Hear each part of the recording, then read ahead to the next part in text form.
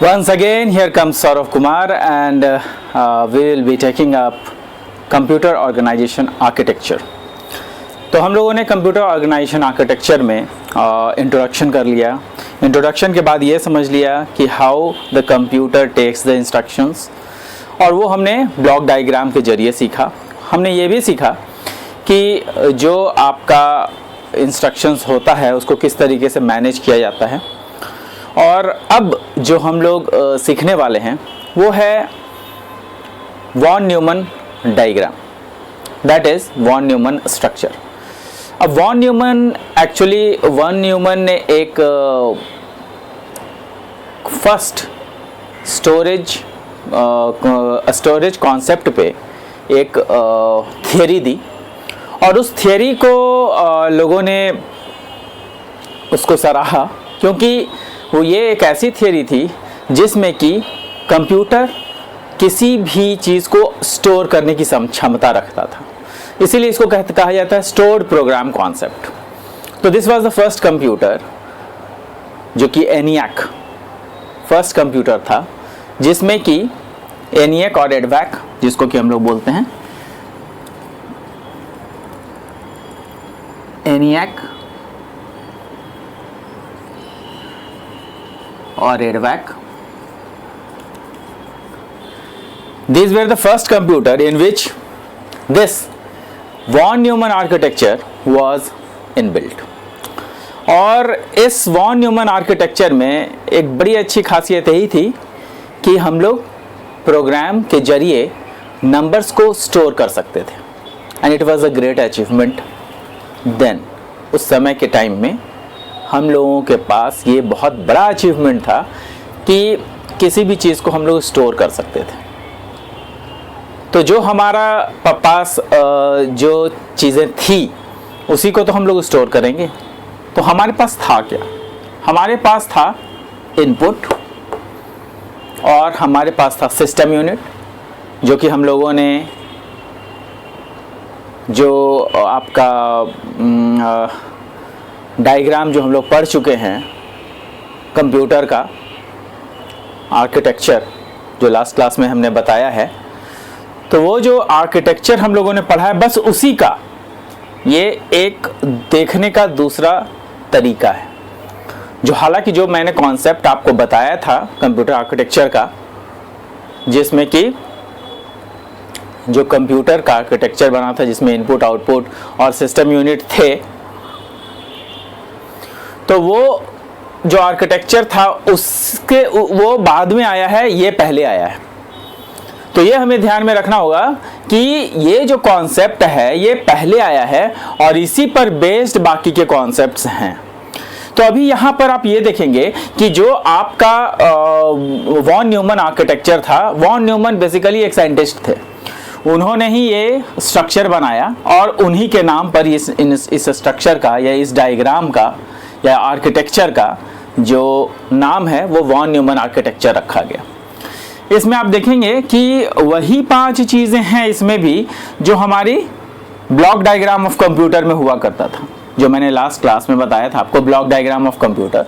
इसमें भी वही चीज़ें हैं, उसमें भी इनपुट था, इसमें भी इनपुट है, उसमें भी आउटपुट था, इसमें भी आउटपुट है, उसमें भी कंट्रोल यूनिट था, इसमें भी ये कंट्रोल यूनिट और अरिथमेटिक लॉजिक इसमें भी है, उसमें भी था, उसमें भी मेमोरी था, इसमें भी मेमोरी है।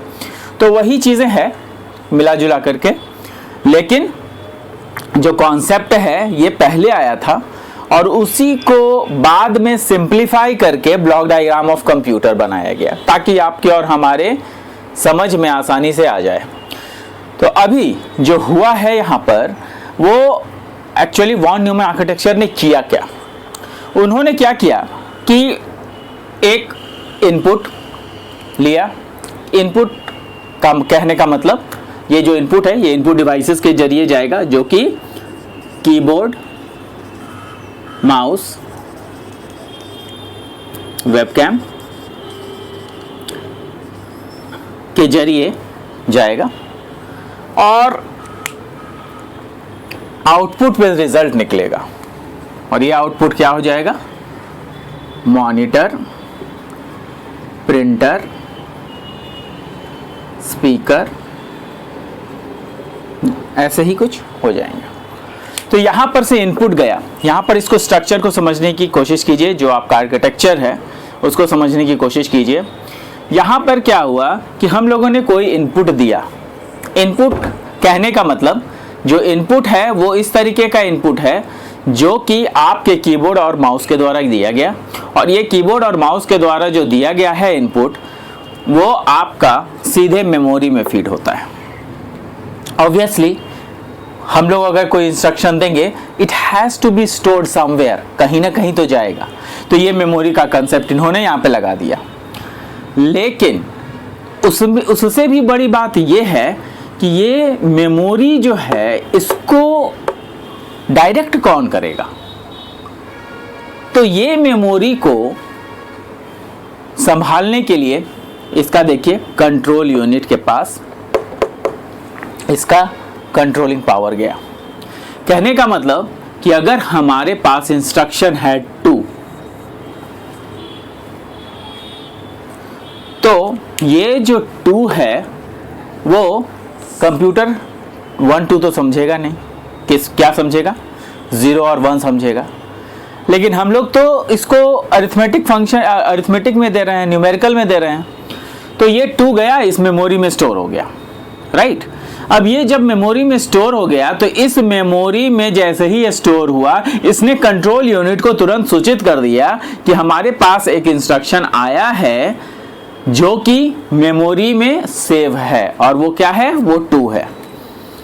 और वो जो कंट्रोल यूनिट है ये क्या करता है कि इनपुट यूनिट को एक एनेबल सिग्नल भेजता है, ताकि आपका जो इनपुट यूनिट है वो जो भी चीज़ें भेजे, जो भी इंस्ट्रक्शंस दे, उसको एक्सेप्ट किया जाए।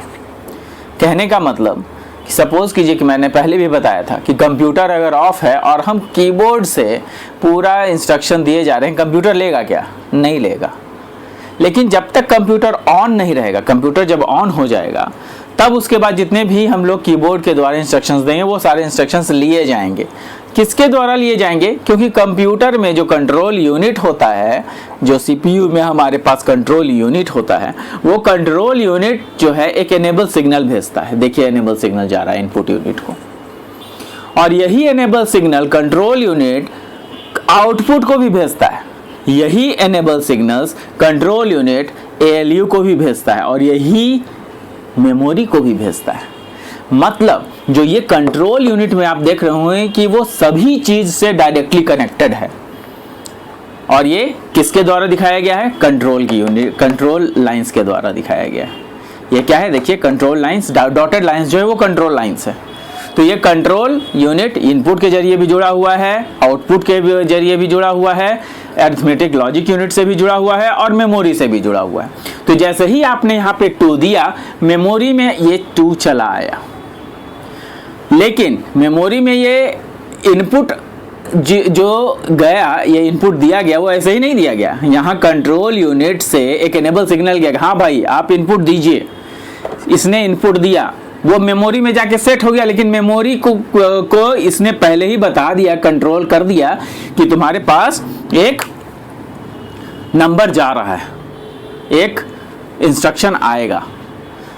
अब मेमोरी के पास ये इंस्ट्रक्शन जैसे ही आया, मेमोरी ने, यहाँ पर देखिए एक और लाइन है, मेमोरी ने तुरंत सूचित किया, हाँ मेरे पास एक इंस्ट्रक्शन आया है जो कि वो 2 है।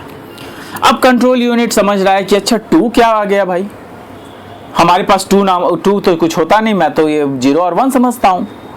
तो उसने क्या किया कि इस 2 को, चूंकि ये न्यूमेरिकल फॉर्मेट में था, इसने क्या किया कि इसको पता नहीं था कि इसको क्या करना है, इसने चुपचाप से उसको अरिथमेटिक लॉजिक यूनिट को भेज दिया। अरिथमेटिक लॉजिक यूनिट को जाएगा कैसे, यहां से फिर से ये कंट्रोल भेजेगा, किसको भेजेगा, मेमोरी को, कि बाय मेमोरी तुम उस पर्टिकुलर इंस्ट्रक्शन जो 2 तुम्हारे पास गया है उसको अरिथमेटिक और लॉजिक यूनिट को भेज दो। उसने क्या किया, अरिथमेटिक और लॉजिक यूनिट को भेज दिया। यहां पर अब 2 आ गया। अब यहां पर जैसे ही 2 आया, अरिथमेटिक लॉजिक समझ गया कि इट इज न्यूमेरिकल 2। अब मुझे क्या करना है, इसकी प्रोसेसिंग करनी है। जब इसकी प्रोसेसिंग करेंगे तो पता चलेगा कि ये 2 क्या होता है, 1 और 0। बाइनरी नंबर्स में क्या होता है, 1 0 होता है। इसने कन्वर्ट कर दिया 1 0 में, और कन्वर्ट करके बता दिया इसको। यहां से देखिए एक लाइन गया है कंट्रोल यूनिट को, बता दिया कि भाई हमने अपना काम कर दिया है, और काम करते के साथ ही हमने उसको मेमोरी में स्टोर भी कर दिया है। अब यहां पर ये जो 2 की वैल्यू थी वो 2 हट गई। यहां पर तो पहले ही 2 इसको भेज दिया था, अब यहां पे 1 और 0 स्टोर हो गया, और इसको कंट्रोल यूनिट को बता दिया। कंट्रोल यूनिट ने फिर मेमोरी से पूछा क्या तुम्हारे पास 1 0 आ गया, इसने बताया यस 1 0 आ गया। फिर उसके बाद कंट्रोल यूनिट ने मेमोरी को बोला कि ठीक है, अब प्रोसेसिंग हो गई, 1 0 का मतलब मैं समझ गया, 1 0 का मतलब क्या होता है, एक 2 होता है। ठीक है, तुम काम करो, उसको आउटपुट भेज दो। अब ये 1 0 जो है आउटपुट में जाएगा। अब ये 1 0 जो आउटपुट में जाएगा वो उसका मतलब 2 होता है, ये हम लोग आउटपुट से समझ जाएंगे। तो जो हम लोगों ने 2 दिया वो आउटपुट में 2 प्रिंट होता है, लेकिन वो ऐसे ही प्रिंट नहीं होता है, there are certain procedure which has to be followed. तो ये जो प्रोसीजर है वो इस तरीके से प्रोसेसिंग की ये प्रोसीजर है जो कि वॉन न्यूमन आर्किटेक्चर ने दिया, और फिर कंट्रोल यूनिट यहाँ से चेक करता है कि क्या आउटपुट के पास आउटपुट पहुँच गया है। तब उसने क्या किया कि यहाँ पर जो 1 0 के रूप में आपका जो 2 गया था, जो इक्विवेलेंट टू 2 होता है, वो 2 आउटपुट हुआ। वो 2 जो है वहाँ पर आउटपुट में चला गया, और आउटपुट के जरिए जो है इसको पता चल गया कि अच्छा हमारे पास एक इंस्ट्रक्शन जो 2 है वो आने वाला है। कंट्रोल यूनिट ने उसको आउटपुट को कंट्रोल कर दिया। कहने का मतलब कि एक इंस्ट्रक्शन जो हम देते हैं it has a long meaning. इसको करने के लिए काफ़ी टाइम लगता है। अगर मान लिया कि हमने 2 + 3 दिया है तो वो कैसे प्रोसेस होगा। तो सबसे पहले यहाँ पे 2 जाएगा, यहाँ पे 2 को रीड करा जाएगा, ये 1 0 होगा, 1 0 यहाँ पे मेमोरी में सेट हो जाएगा। फिर उसके बाद ये दूसरा इंस्ट्रक्शन यहाँ पे रेडी है, क्या, प्लस। तो यहाँ पे प्लस जाएगा, प्लस को यहाँ पे अरिथमेटिक में भेजेगा। अरिथमेटिक समझ जाएगा कि अब मुझे क्या करना है, हमें जो है उस प्लस हमें अब एडिशन करना है। इसका मतलब कि there must be 1 more number. अब यहाँ पर से 3 जाएगा, तो यहाँ पे 3, यहाँ पर से 3 जाएगा, तो 3 तो जाएगा, +3 तो जाएगा यहाँ पे, लेकिन 3 को भेजेगा। फिर यहाँ पर से 3 चेंज होगा। 3 को हम लोग क्या लिखते हैं, 1 1 लिखते हैं, करेक्ट। तो ये 1 1 जो है इसको कन्वर्ट करेगा 1 1 में, अब इसको यहाँ पे भेजेगा ये 1 1। फिर उसके बाद ये दोनों जो है फिर से ये मेमोरी में जाएंगे। अब पता चलेगा इसको कि अच्छा 2 मतलब 1 0 + 1 1 हमें करना था, तो हमारे पास क्या आ जाएगा, 0 1 1। तो हमारे पास क्या आ जाएगा, हमारे पास आ जाएगा 5 1 1 0 और फिर 1। तो हमारे पास क्या आ जाएगा, 5, और यही 5 होता है। तो इस तरीके से जो है ये 5 को फिर क्या करेगा, यहां से नीचे रिटर्न करेगा, = 5 समझ जाएगा, और 5 को ये आउटपुट कर देगा। कहने का मतलब कि जब हमने इंस्ट्रक्शन दिया वो इस तरीके से फॉलो किया जाता है। तो ये इंस्ट्रक्शंस जो है ये सारी चीज़ें जो दी गई हैं वो वॉन न्यूमन के द्वारा दी गई, और वॉन न्यूमन आर्किटेक्चर ने क्या किया कि इसको कंटिन्यू किया, और इसके बाद जितने भी स्टोर प्रोग्राम कॉन्सेप्ट पर बने हैं, जो भी अभी तक कंप्यूटर बना है सब इसी कॉन्सेप्ट पे बना है। इसीलिए ये वॉन न्यूमन आर्किटेक्चर बहुत इंपॉर्टेंट है, और ये आपके एग्ज़ाम के लिए भी इम्पॉर्टेंट है। तो इसका जो आपका जो मेन जो चीज़ है कि वो क्या क्या करता है, इनपुट यूनिट है, इनपुट यूनिट लेता है, फिर प्रोसेसिंग करता है, और प्रोसेसिंग करने के बाद जो रिजल्ट देता है, ये तीनों चीज़ें आपको एक्सप्लेन करनी पड़ेगी, जिसको कि हम लोग डिस्कस करेंगे। आप लोग स्क्रीनशॉट ले सकते हैं। देखिए, अब जो आपका वॉन न्यूमन आर्किटेक्चर का जो मेन जो काम है वो यहाँ पे डिपिक्ट कर दिया गया है, और यही काम कंट्रोल यूनिट का फंक्शंस होता है। तो जो कंट्रोल यूनिट है उसका मेन फंक्शंस आपसे पूछा जा सकता है क्वेश्चन में कि what are the different functions of control unit. तो यहाँ पे मैंने फंक्शंस ऑफ कंट्रोल यूनिट को डिफाइन यहाँ पे लिख दिया है कि कंट्रोल यूनिट क्या क्या करता है। अगर आपसे केवल कंट्रोल यूनिट भी पूछा जाए कि what do you understand by control unit, तो भी यही उसका आंसर होगा। अब ये क्या है? तो कंट्रोल यूनिट सबसे पहले क्या करता है कि जो भी आप इंस्ट्रक्शंस देते हैं उसको रीड करता है, उसको फेच करता है और उसको डिकोड या ट्रांसलेट करता है। कहने का मतलब कि जो आपका कंट्रोल यूनिट है वो डिकोड कैसे करेगा? आपने तो इंस्ट्रक्शंस दिया 2, न्यूमेरिकल 2, और कंट्रोल यूनिट तो उसको समझा नहीं। उसने क्या किया कि उस 2 को कन्वर्ट किया, चेंज किया बाइनरी नंबर्स में, और ये बाइनरी नंबर्स में जैसे ही कन्वर्ट किया जाता है तो that means it is getting decoded. तो ये डिकोड हुआ या उसको ट्रांसलेट किया गया। तो ये डिकोड या ट्रांसलेट जो भी हुआ वो आपका किसके द्वारा हुआ? कंट्रोल यूनिट के द्वारा। तो कंट्रोल यूनिट जो का ये फंक्शन है, सब जगह कंट्रोल यूनिट का ही फंक्शन हमें देखने को मिलेगा। तो आपका सेकंड में जो है आपका कंट्रोल यूनिट क्या करता है? Control unit generates enable signals for the ALU। यहाँ पर enable signals for the input unit ये था, है ना? और क्यों? क्योंकि इनपुट यूनिट से वो डेटा को फेच करता है। यहाँ पे कंट्रोल यूनिट क्या कर रहा है? ये एनेबल सिग्नल्स भेजता है किसको? ALU को, अरिथमेटिक और लॉजिक यूनिट को, ताकि आपका अरिथमेटिकल या लॉजिकल जो भी जिस टाइप का भी इंस्ट्रक्शन है उसको समझा जाए और उसको एग्जीक्यूट किया जाए, उसको प्रोसेस किया जाए।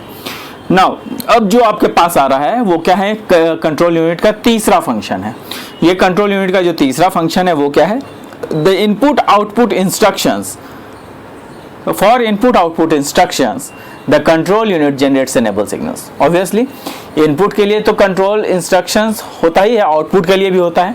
तो इनपुट और आउटपुट के लिए क्या करता है कंट्रोल यूनिट? जनरेट करता है एनेबल सिग्नल्स, और उसको जो है जब वो इनपुट लेना रहता है तब उसका काम आता है। मतलब सिग्नल्स फॉर द इनपुट और output, either to input data from output, either to input data, मतलब either to input data from, कहने का मतलब कि या तो इनपुट डेटा से लिया जाए और output data to external devices.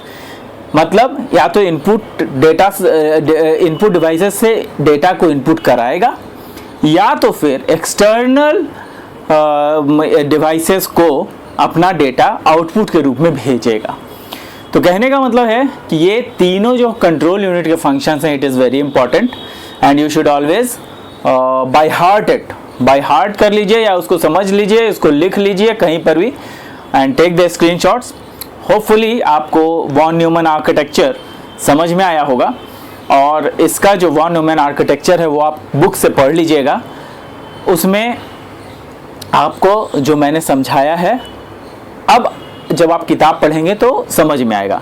Books में कोई भी चीज़ थोड़े से कॉम्प्लेक्सिटी के साथ नज़र आती है, जब आप पढ़ेंगे तो शुरू में समझ में नहीं आएगा, लेकिन एक बार अगर आपको बता दिया जाए तो उसके बाद अगर आप किताब पढ़िएगा तो आपको काफ़ी चीज़ें समझ में आने लगेगी।